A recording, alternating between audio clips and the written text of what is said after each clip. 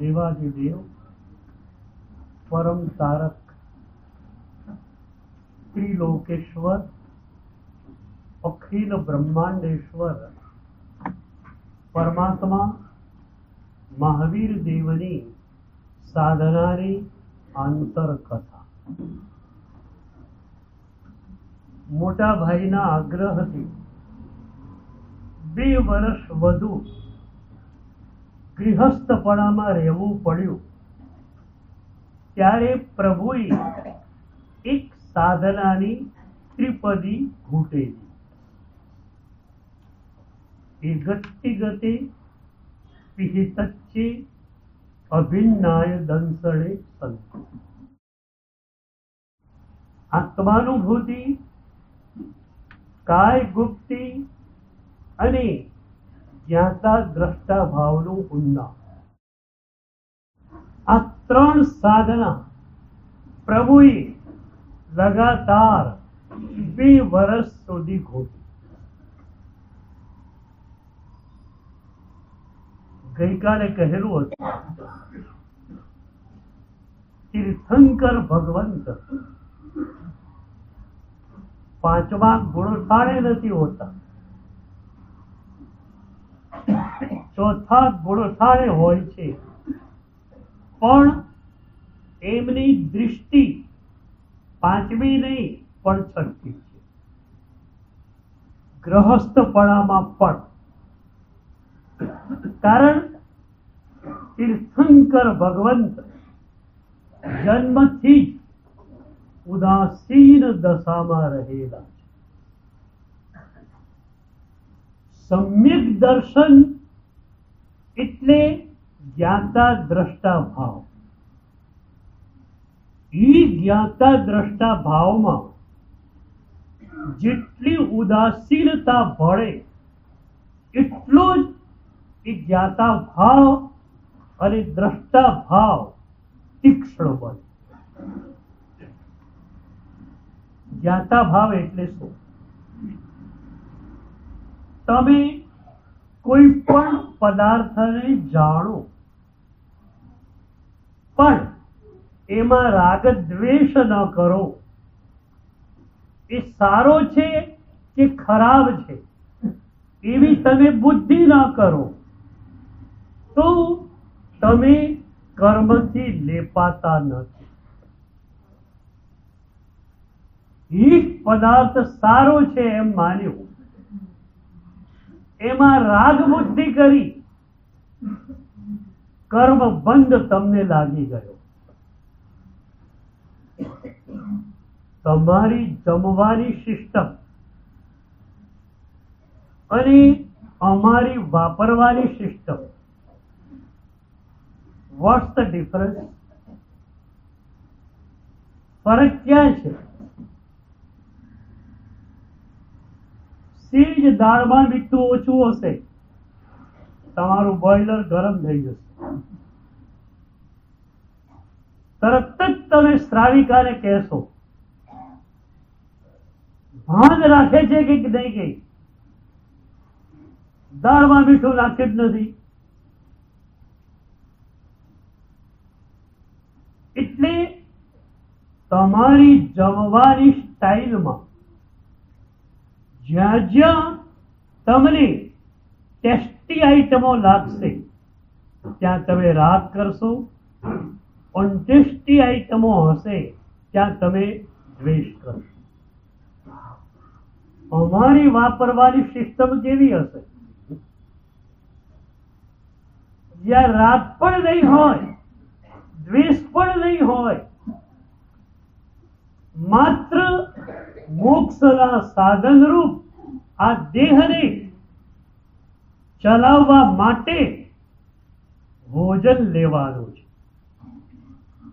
અને એથી કરીને સ્વાદની કોઈ વાત મુનિની ભિક્ષાવૃત્તિમાં આવતી નથી. તો આ જ્ઞાતા ભાવ થયો. ચામાં ખાંડ બિલકુલ ન હોય અને એક મુનિરાજ એક ઘૂંટડો ભરે તો ખ્યાલ ન આવે એવું થોડું? ખ્યાલ તો આવવાનો જ છે, પણ એ સેજ પણ મોઢું બગાડ્યા વગર પાત્રીમાં જેટલી ચા હશે એટલી વાપરી લેશે. ઈ ઉપરથી ખાંડ અંદર નાખી ચમચી દ્વારા એને હલાવવાની ચેષ્ટા નહીં કરે. કારણ ચામાં કે દૂધમાં ટેસ્ટ માટે ખાંડ નાખીએ અમે તો અમને સંયોજના નામનો દોષ લાગે.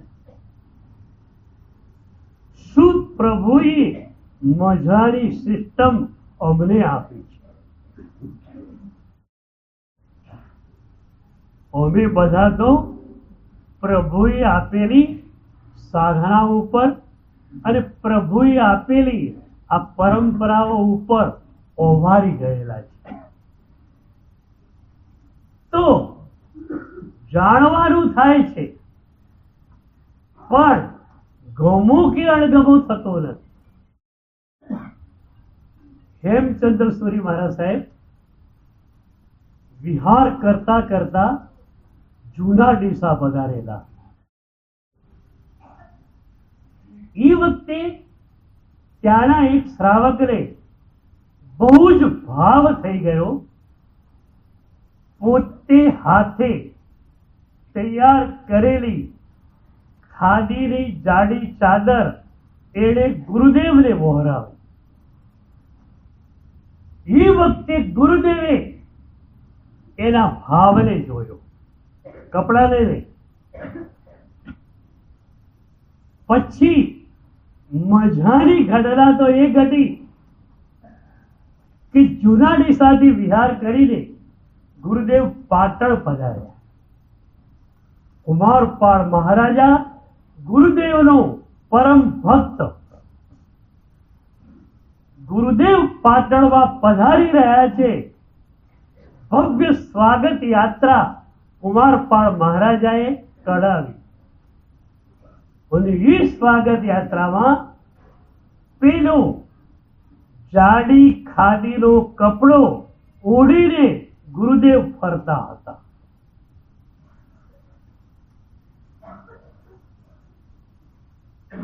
જાડો કપડો હાથે વણેલો એ ભાઈએ, એટલે ખરબચડો પણ હતો. એ ખરાબ અમુક વસ્ત્ર સારું, આ કોઈ ભેદભાવ જ્ઞાતા ભાવને કારણે હતો જ નહીં. કુમારપાલ રાજાએ સ્વાગત યાત્રા પછી પ્રવચન પછી ગુરુદેવને પૂછ્યું કે ગુરુદેવ, આપના ભક્તો તો હજારો લાખો છે, અને આવું જાડું વસ્ત્ર ખરબચડું એ આપના દેહ ઉપર. એ વખતે ગુરુદેવે કહ્યું કે મારી નજર આ વસ્ત્ર તરફ છે નહીં અને હોઈ શકે પણ નહીં. પણ એ વસ્ત્ર ઓરાવનારનો જે ભાવ હતો એ ભાવ આજે પણ મારા હૃદયમાં બરોબર સ્મરણનો વિષય બને છે. એ ભાઈએ આ જાડી ખાદીની ચાદર મને વહોરાવી ત્યારે એની આંખમાં જે આંસુ હતા, ગુરુદેવ કૃપા કરીને મને લાભ આપો, એ આંસુ આજે પણ મને યાદ આવે. અને પછી ગુરુદેવે કુમારપાળને કહ્યું, કુમારપાળ, તારા રાજ્યની અંદર કેટલા સાધર્મિકો ગરીબ હશે તને ખ્યાલ છે? એ માણસે મને વહોરાવ્યું. એક આચાર્યને, એક મોટા ગુરુને, એની પાસે સારામાં સારું જે હશે એને વહોરાવ્યું હશે. વિચાર એ કર કે એ માણસ શું પહેરતો હશે, તારો સાધર્મિક કેવા વસ્ત્રો પહેરતો હશે, તું રોજ કેટલી મીઠાઈ ખાતો હશે, તારા સાધર્મિકો સૂકો રોટલો પણ નહીં પામતા હોય, તને ખ્યાલ છે ખરો? અને કુમારપાળ રાજાની આંખો આંસુથી ભીની થઈ ગઈ અને એમણે નક્કી કર્યું દર વર્ષે લાખો કરોડો રૂપિયા સાધર્મિક ભક્તિમાં વાપરવા. તો જ્ઞાતા ભાવ, દ્રષ્ટા ભાવ. તમે કંઈક જુઓ છો, એ દૃશ્ય માત્ર દૃશ્ય છે, એ નથી સારું નથી ખરાબ. એને સારું અને ખરાબ તમે કહો છો, એમાં સમાજે તમારા ઉપર કરેલું પ્રોજેક્શન છે.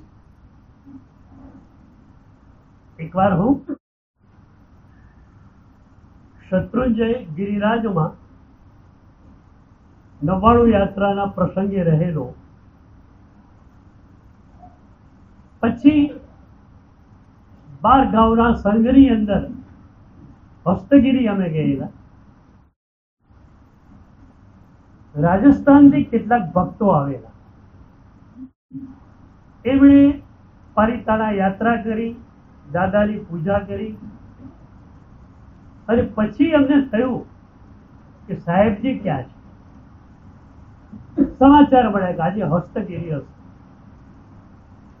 એ લોકો 11, 11:30 વાગે હસ્તગીરી આવી ગયા.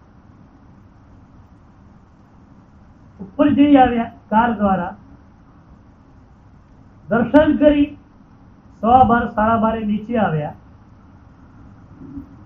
મારી પાસે બેઠેલા. એ વખતે હસ્તગીરી તીર્થનું આખું જ કામ જે સંભાળતા અને એમણે પોતાનું તન મન ને ધન એ તીર્થને સમર્પિત કરેલું એ કાંતિબાઈ પટણી ત્યાં હતા. એમને ખ્યાલ આવ્યો કે ગુરુદેવ પાસે કોઈ સાધર્મિક આવેલા છે. એ તરત દોડતા આવ્યા અને મહેમાનોને વિનંતી કરી ભોજનશાળામાં જમવા માટે પધારો. આ લોકોએ કહ્યું કે અમે તો પારિતાણા ઉતરીને આવ્યા છીએ, ત્યાં તખતગઢ ધર્મશાળામાં જમવાનું કહીને આવ્યા છીએ, ત્યાં અમે જમીશું. પેલા ભાઈ ગયા. મારી ગોચરી આવી ગઈ. મેં એમને કહ્યું કે મારી ગોચરી આવી ગઈ છે, હું વાપરવા જઉં, તમારે જમી લેવું હતું ને. એ કે સાહેબ અમે સાવ ખોટું બોલ્યા. અમે કોઈ ધર્મશાળામાં પારિતાણા જમવાનું કહીને આવ્યા નથી. વાત એ છે કે હસ્તગીરીની આ ધર્મશાળા ગુજરાતી ટેસ્ટની ધર્મશાળા. અહીંયા દાળ હશે તુવરની અને એમાં ગોળ નાખેલો હોય. શાક જો ટમાટા બમાટાનું હશે ને એમાં ગોળ ને ખાંડ ઠોકેલું હશે. અમે રહ્યા રાજસ્થાની. એક રોટલીનો ટુકડો અમે દાળમાં નાખીએ તો એ ટુકડો અમારા મોઢામાં નાખીએ. અમારે મીઠી દાળ કે મીઠું શાક કોઈ પણ હિસાબે ચાલે નહીં. એ લોકોની કહેવત છે રાજસ્થાનમાં, ગોળ ખાય ઘોડો અને તેલ ખાય જોડો. એ લોકો તેલ ખાય જ નહીં, ક્યાંય રસોઈમાં તેલ હોય જ નહીં, ઘી જ હોય. અને ગોળ એમની રસોઈમાં ક્યાંય હોય જ નહીં.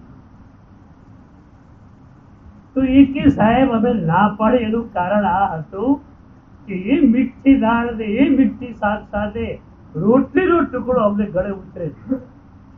એટલે અમે પારિતાણા જઈને ગમે એમ વ્યવસ્થા કરશું, પણ અમારા રાજસ્થાની ટેસ્ટની જ રસોઈ અમે ખાશું.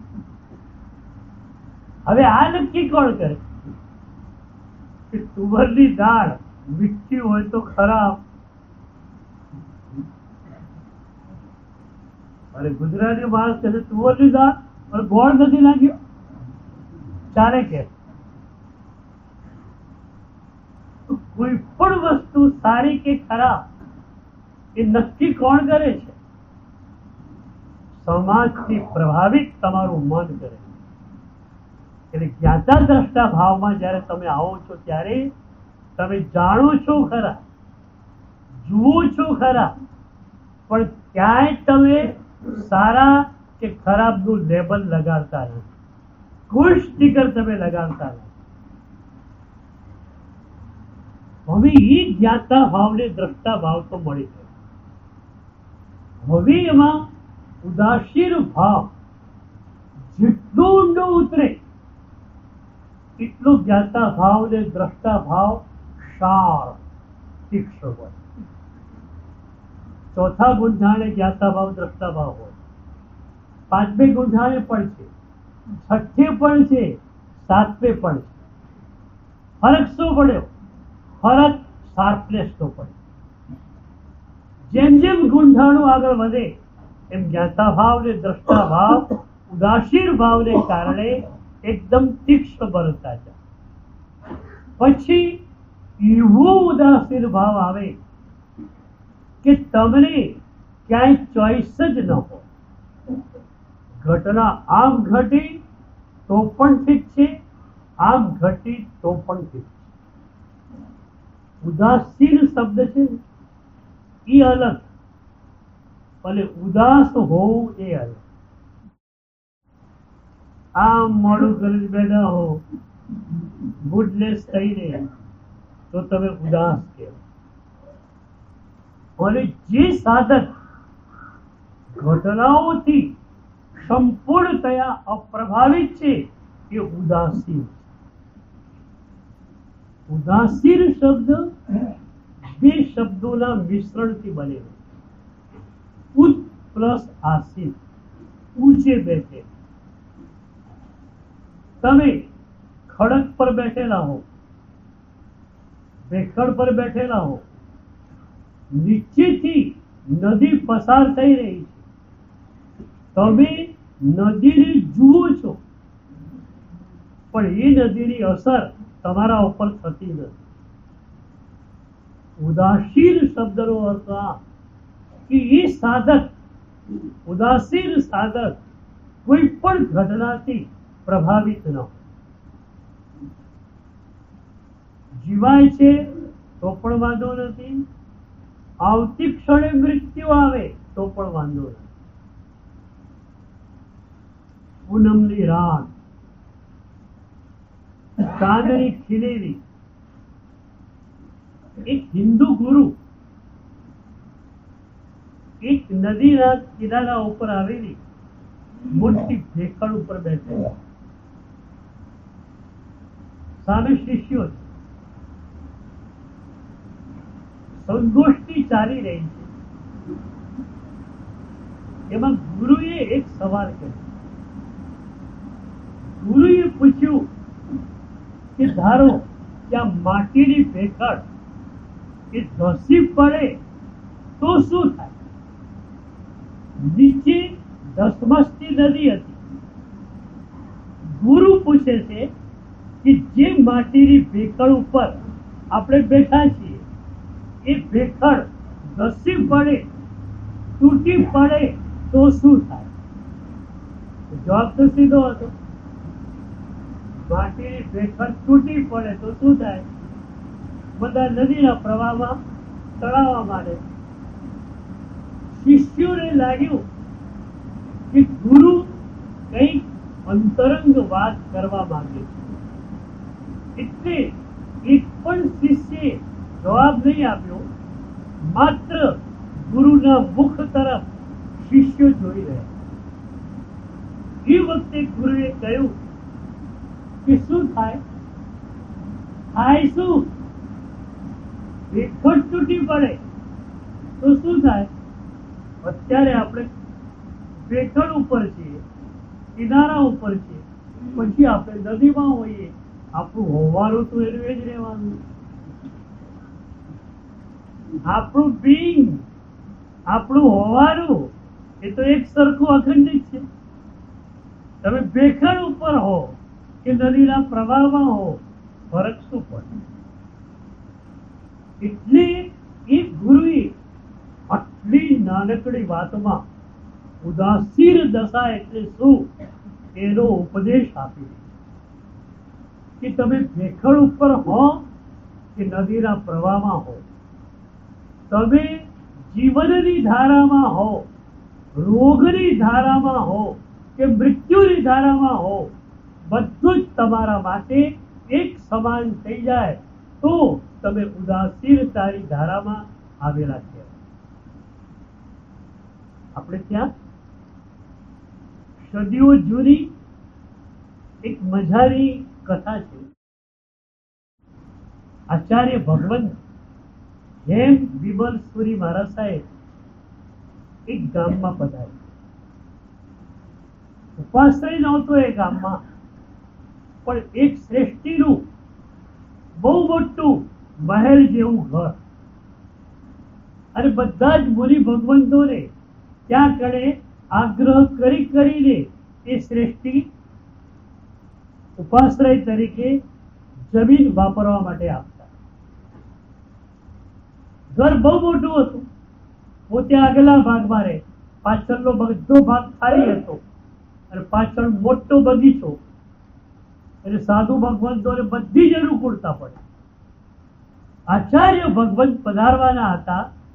આગળના દિવસે શ્રેષ્ઠી સંઘની સાથે જઈ આવ્યા, વિનંતી કરી સંઘે, અને પછી શ્રેષ્ઠીએ કહ્યું, સાહેબજી મારે ત્યાં આપે પધારવાનું છે, મને લાભ આપજો. સાહેબજી પધાર્યા. 25-30 શિષ્યો જોડે હતા, પણ બહુ મોટું ઘર. બધા ઉતરી ગયા, સ્વાધ્યાયમાં ધ્યાનમાં બધા લાગી ગયા. એવી એક દારૂણ પરિસ્થિતિ. શ્રેષ્ઠી આટલો ભાવિક, એનો એકલો એક દીકરો યુવાન એ બિલકુલ નાસ્તિક. ન દેરાસરે જાય, ન કોઈ મુનિરાજ પાસે જાય. ન જાય ત્યાં સુધી ઠીક, એમ માનતો આ બધા સાધુઓ પાખંડી છે, દંભી છે, આ બધામાં કઈ છે જ નહીં.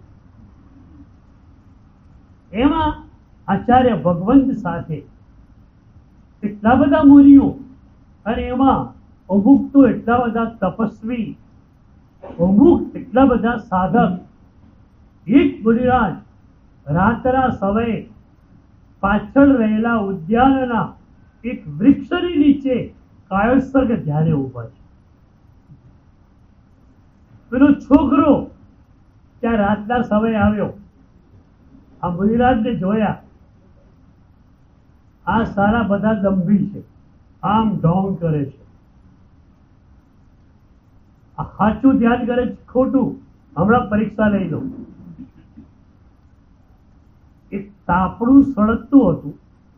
ઠંડીનો સમય, તાપણું ક્યાંક સળગતું હતું. એમાંથી એક સળગતું લાકડું લઈ આવ્યો. જે લાકડાનો નીચેનો ભાગ સાબુત હતો એ હાથમાં પકડ્યો, ઉપરનો ભાગ બળી રહ્યો છે. મુનિરાજની પાસે આવ્યો. મુનિરાજ કૌશક ધ્યાનમાં છે. એને શું કર્યું? મુનિરાજની દાઢી હતી, એ દાઢીને પેલું સળગતું લાકડું ટચ કરી. દાઢી સળગવા માંડી. દાઢીના બધા વાળ સળગી ગયા, ચામડી સળગવા માંડી.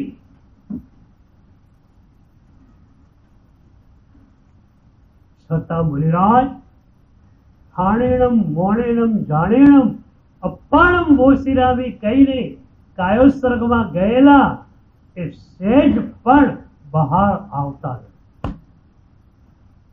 શરીરનું જે થવું હોય તે થાય. હું શરીરને સાચવવા માટે આ શ્રામણ્યમાં આવ્યો નથી. હું માત્ર અને માત્ર સાધના કરવા માટે આવ્યો. 24 hours 7 day અમારી સાધના ચાલતી હોય છે, અને મારે તમને પણ આવા સાધક બનાવવા. 24 hours 7 day શરીરના સ્તર પર કદાચ તમે સતત સાધના ન કરી શકો. એ સાધના પ્રત્યેના પ્રેમને કારણે, એ સાધનાના આનંદને કારણે તમે સાધનાના વિચારોમાં 24 કલાક રહેશો. આ વાચરા સાંભળીને ઘરે જશો,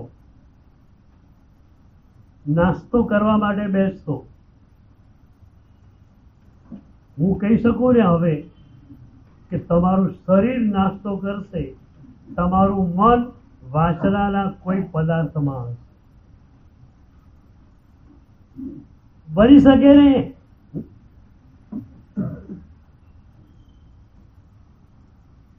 અત્યાર સુધી તમારું મન અનંત જન્મોથી માત્ર ને માત્ર પરમાં જ રહ્યું છે. એ પરમાં રહેલા મનને ઉચકીને આપણે સ્વમાં લઈ જવું. 24 કલાક એ સ્વમાં રહે એના માટે કોશિશ કરવી. શું પ્રભુની કૃપા! કેટલા યોગો આપણને આપ્યા. પ્રભુને ખ્યાલ હતો કે આ વ્યક્તિ સાધના કરશે પણ એની પાસે મૌન છે. કોન્શિયસ માઇન્ડ તમારી પાસે છે અને કોન્શિયસ માઇન્ડ એવું છે જેને સતત નવીનતા જોઈએ છે. એકની એક વાતમાં, એકની એક વિષયમાં એ સતત લાંબો સમય રહી શકતું નથી. એક ગીત પહેલી વાર આવ્યું, સાંભળીને માણસ પાગલ થઈ જતો હોય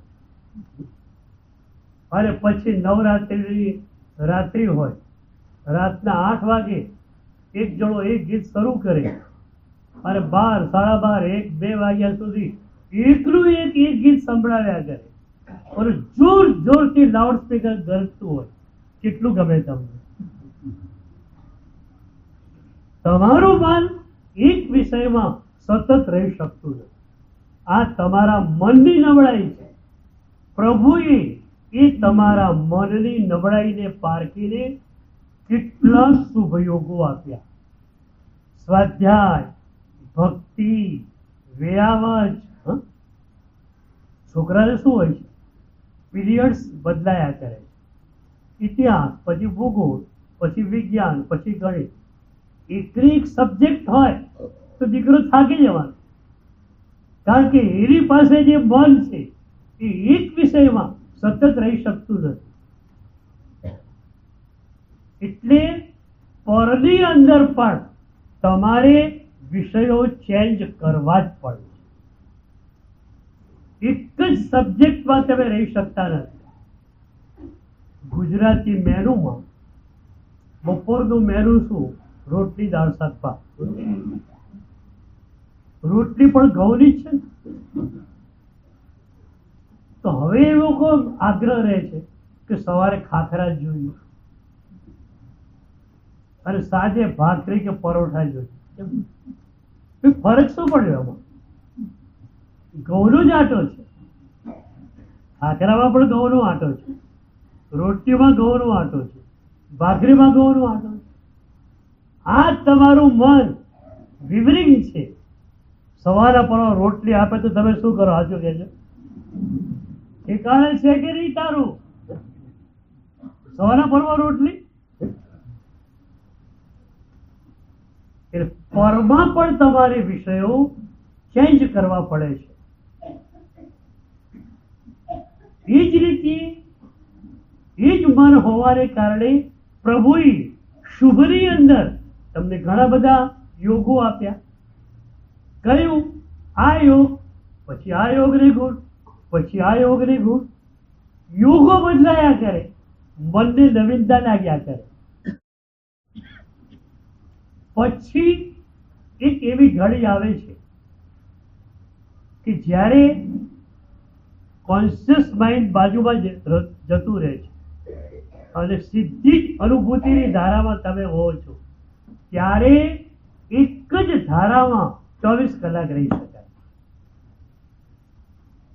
અમારે લોકોએ કોઈ વિષય ચેન્જ કરવા પડતા નથી. જાગૃતિ એટલે માત્ર જાગૃતિ. સતત જાગૃતિને કારણે સ્વની અંદર સતત રહી શકે. યોગ શાસ્ત્રના 12મા પ્રકાશમાં કલિકાલ સર્વજ્ઞ હેમચંદ્ર સુરી મહારાજ સાહેબે આ સંદર્ભમાં એક મજાની સાધના આપી છે. શું મહાપુરુષોની કૃપા છે! કેટલા ગ્રંથો એમણે લખ્યા, હરિભદ્ર સૂરી મહારાજે તો પોતાનો દિવસ શાસન પ્રભાવનાની વ્યસ્તતામાં જતો હતો, રાત્રે ગ્રંથો લખ્યા છે. હમણાં ભુવન બાલુસુરી મહારાજ સાહેબ રાત્રે ચાંદનીની અંદર લખતા હતા. એ મહાપુરુષોએ પોતાની ઊંઘને બાજુમાં મૂકીને, પોતાના આરામને બાજુમાં મૂકીને આપણી કરુણા માટે ગ્રંથો લખ્યા. તમે તો બળભાગી છો. સંસ્કૃત ગ્રંથોનો ગુજરાતી અનુવાદ, હિન્દી અનુવાદ આજે તમને મળે. તમે જો નક્કી કરો રોજ 1 કલાક સ્વાધ્યાય કરવો છે, એક પછી એક ગ્રંથ તમે વાંચ્યા કરશો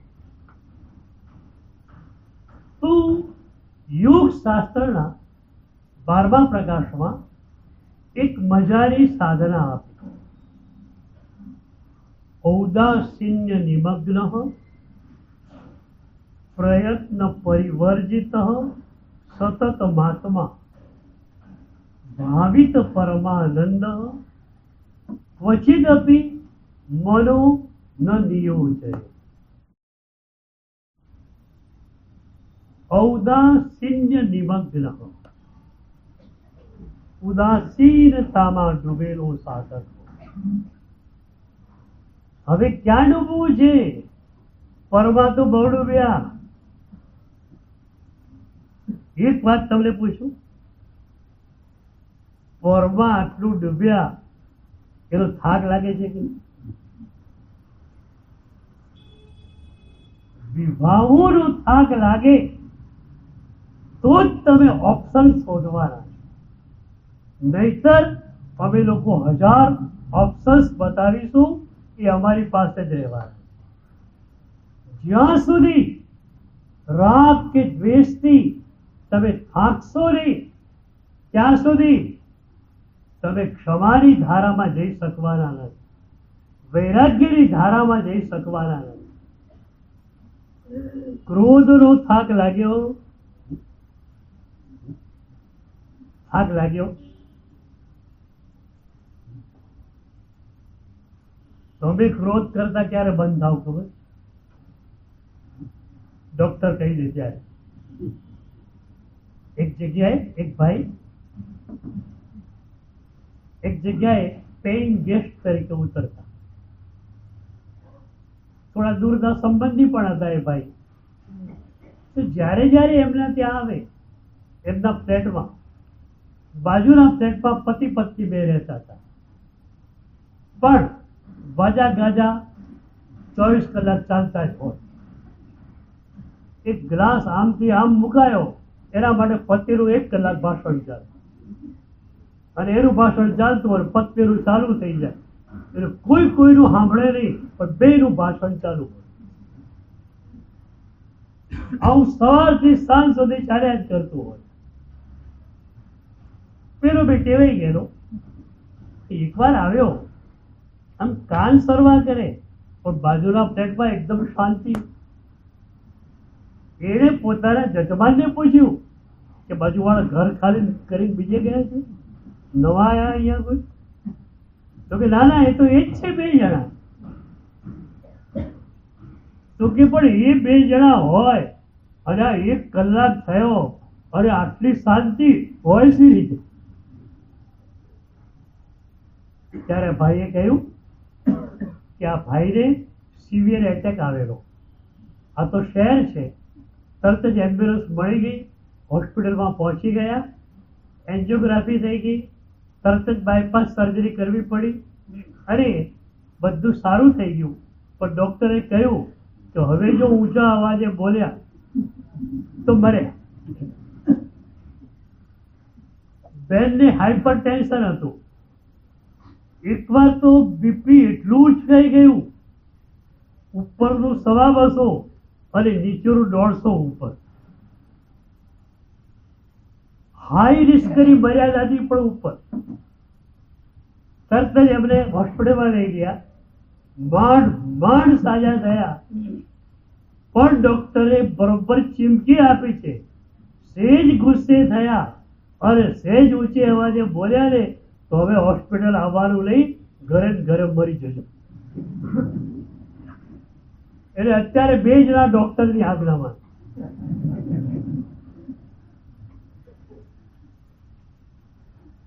શરીરના પ્રેમને ખાતા તમે ક્રોધને છોડી શકો. તમારા આત્માના પ્રેમને કારણે તમે ક્રોધ છોડી ન શકો. અને ચલો આત્માની વાતે બાજુમાં મૂકો. પ્રભુ પર તો આપણને પ્રેમ છે. મારા પ્રભુને જે ન ગમે એવું ન કરું. આ વાત તો તમારા હૃદયમાં હોય જ ને. તો હું ક્રોધ કરું, મારા ભગવાનને ગમે ન ગમે તો ક્રોધ આવું થતો હોય, બ્રેક લાગી જાય. બોલો, લાગી જશે? આપણા કવિ ઉષ્ણસની એક મજાની પ્રાર્થના છે. એ પ્રાર્થનામાં કહે છે કે પ્રભુ, તને હું પૂરેપૂરું સમર્પિત તો થઈ શકતો નથી. કારણ કે સમર્પણ એટલે ટોટલ સરેન્ડર, સંપૂર્ણ સમર્પણ, અને એ મારા માટે અત્યારે અઘરું છે. પણ પ્રભુ, હું તારી ભક્તિ એટલી હદે તો કરવા જરૂર માંગુ છું કે તને ન ગમે એવું હું ન કરું. અને મજાની પ્રાર્થના એમણે કરી, તમને અણગમતું ના કરીએ, એ જ અમારી પ્રીતિ, એ જ અમારી ભક્તિ. પ્રભુ, બીજી કોઈ ભક્તિ મારી પાસે નથી, ટોટલ સરેન્ડર મારી પાસે નથી, પણ આટલી હું જરૂર વાત કરી શકું, તમને અણગમતું ના કરીએ, એ જ અમારી પ્રીતિ, એ જ અમારી ભક્તિ. બોલો, આટલું થઈ શકે? Can you do this?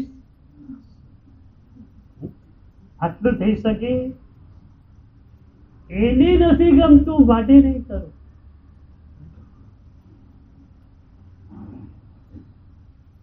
એક દીકરી હોય, એના લગ્ન થાય, લગ્ન થયા પછી એને થાય કે મારા પતિને ગમે તે મારે કરવા, પતિને ન ગમે તે હું ન કરું. માટુંગામાં મારું ચોમાસું. એક દિવસ બપોરે એક શ્રાવિકા બેન ખૂબ પ્રશ્નો પૂછવા માટે આવ્યા. એમના પ્રશ્નોના મેં ઉત્તરો આપ્યા. પછી વાતમાં ને વાતમાં એમણે એક સરસ વાત કરી, બહુ સરસ વાત.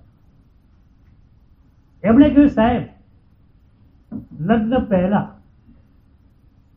બહુ સુખી હતી અને માતા અને પિતાની લાડલી બેટી હતી, એટલે એટલા બધા સારા કપડા પહેરતી. 50,000 હજારનો, લાખનો ડ્રેસ મારી પાસે હતો, પણ સાડી પહેરવી મને નહીં ગમતી, માત્ર ડ્રેસીસ. અને એટલા મોંઘા ડ્રેસો પહેરું અને રાગની દશામાં વિચરું. લગ્ન થયા મારા, પતિએ ખાલી એટલું જ કહ્યું કે તું સાડીમાં હોય ત્યારે મને ગમે છે. એક આર્ય નારીનો પોશાક, એક ભારતીય સ્ત્રીનો પોશાક તું પહેરે છે ત્યારે મને તું ગમે છે. સાહેબ, પતિનું એક જ વાક્ય, મારા પતિએ બીજી વાર મને કહ્યું પણ નથી કે લાખના 50,000ના બધા ડ્રેસીસ પેટીમાં પુરાઈ ગયા અને સાડી પહેરવાની મારી ચાલુ થઈ. મારા પતિને નથી ગમતું એ હું કરી શકું નહીં. સંસારની અંદર આટલું સમર્પણ હોઈ શકે તમે સાધક છો, ભક્ત છો, તમારું સમર્પણ કેટલું? મારા પ્રભુને ના ગમે એ હું નહીં કરું.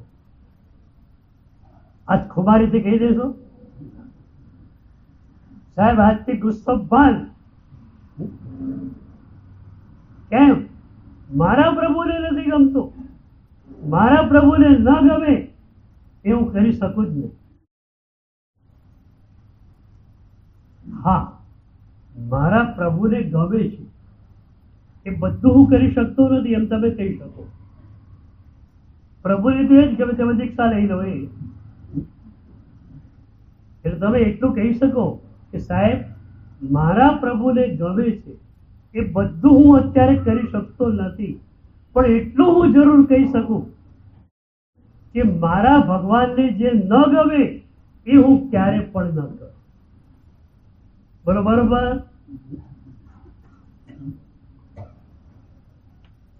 ભગવાન પ્રત્યેનો પ્રેમ કેટલો છે એની ખબર પડી જાય. એક સંસારી માણસનો પ્રેમ એ જો આટલી હાઈટ સુધી જઈ શકતો હોય, એ ચોઇસલેસ બની શકતી હોય પ્રેમને માટે, તમે કેમ ચોઇસલેસ ન બની શકો? મને આ ગમે છે પણ મારા ભગવાનને નથી ગમતું માટે નહીં કરું. ભાઈએ કેમ છોડી દીધું? મને તો ગમતું હતું, મારા ભગવાનને ગમતું નહોતું માટે મેં છોડી દીધું. આખી લાઈફ સ્ટાઈલ તમારી બદલાઈ જાય. તો કલિકાલ સર્વજ્ઞ શ્રી મજાની સાધના આપે છે. ઔદાસીન્ય નિમગ્ન, ઉદાસીનતામાં ડૂબેલો સાધક હોય, થોડી ક્ષણો ઉદાસીન ભાવમાં રહેવું. એક મુનિરાજ, એક સાધ્વીજી ભગવતી 24 કલાક ઉદાસીનતાની ધારામાં રહે, ચોઇસલેસનેસની ધારામાં. એમની કોઈ તમને આ ગમે છે? એ કહેશે કે અનંતા જન્મોથી મારો સંસાર મેં વધાર્યો, એની પાછળ એક જ સૂત્ર હતું, મને આ ગમે, મને આ ફાવે, મને આ નહીં ગમે, મને આ નહીં ફાવે. એ મુનિ, એ સાધ્વીજી તમને કહેશે કે હવે મારું સૂત્ર બદલાઈ ગયું. અનંત જન્મોનો સંસાર ચાલુ રહ્યો, પાછળનું સૂત્ર કયું હતું? મને આ ગમે, મને આ ફાવે. એક પણ મુનિને પૂછું, એક પણ સાધ્વીજીને પૂછું, કયું સૂત્ર હવે તમારી પાસે? મને આ ગમે, મારી પ્રભુ માને, મારી ગુરુ માને શું ગમે?